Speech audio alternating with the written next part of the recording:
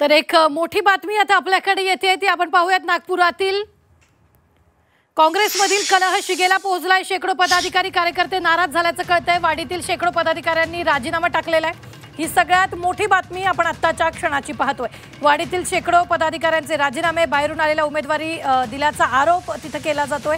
नागपूर जिल्ह्यातील काँग्रेसमधील अंतर्गत कलह शिगेला पोहोचलेला आहे। वाडीमधील शेकडो पदाधिकारी आणि कार्यकर्त्यांनी राजीनामा दिलेला आहे। वाडी नगर परिषदेच्या निवडणुकीत पक्षाची उमेदवारी दुसऱ्या पक्षातील नेत्यांना आणि पक्षाने एकनिष्ठ नसलेल्यांना विकल्याचा गंभीर आरोप यावेळी करण्यात आलेला आहे। सुचत नव्हता अशी या पक्षाची अवस्था ज्यांनी केली